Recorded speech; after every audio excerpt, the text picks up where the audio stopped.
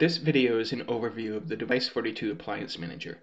You can access the Appliance Manager at the Device42 login screen or from within the Device42 appliance by navigating to the Tools menu and selecting the Appliance Manager option.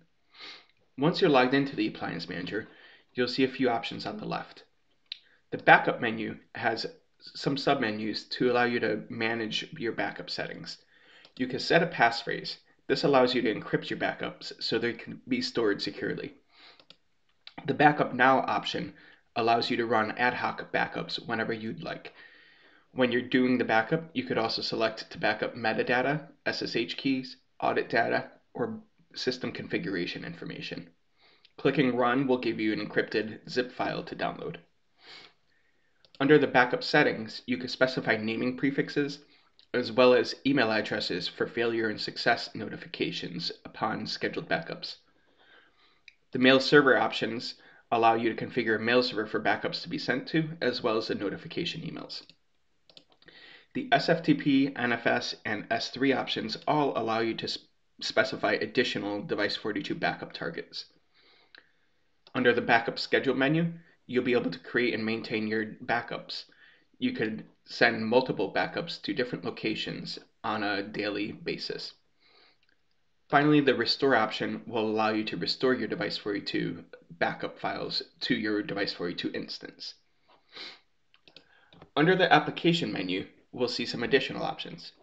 We can update the Device42 software by uploading a downloaded Device42 update file to the main appliance. You can also restart the application. This will allow you to restart the system services without rebooting the whole virtual appliance. The Generate Log Bundle option will be requested by support. This is used to help troubleshoot issues with discovering data or managing your Device42 instance. The Clear System Logs section and Optimize section are typically not used unless requested by support staff. These both help clear out some Device42 file system space. The Generate IPMI output and Generate SNMP output menu options will allow you to run SNMP or IPMI collections from the Device42 main appliance or one of the remote collectors. This is used to produce SNMP data or IPM data that Device42 can use to develop custom support for any specific devices. Under the Global Settings, we'll see some options for your Device42 appliance.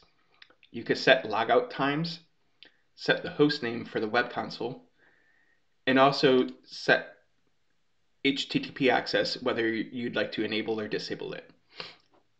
The TLS Version Options allow you to configure the available TLS settings for Device42.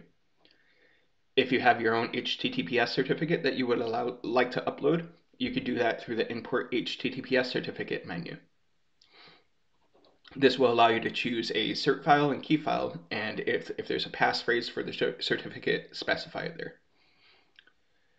If you need a proxy, you can specify your proxy settings in the Device42 Appliance Manager here as well.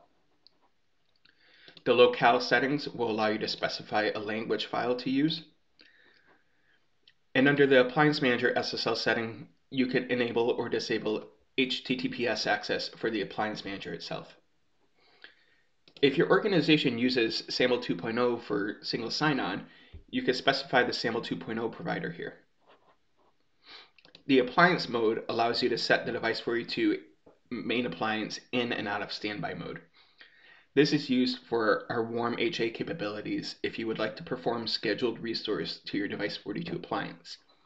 When the Device42 appliance is in standby mode, you'll be able to schedule restores and choose the backup location to run the restore from.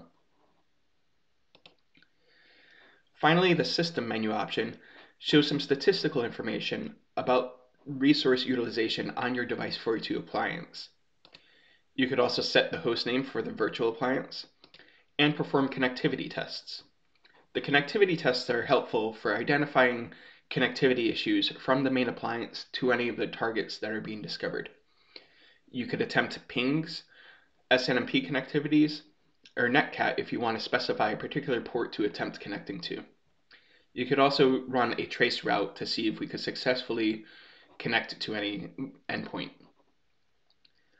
Finally, if your team would like to use syslog, Nginx syslog configuration can be set up in the system submenu as well.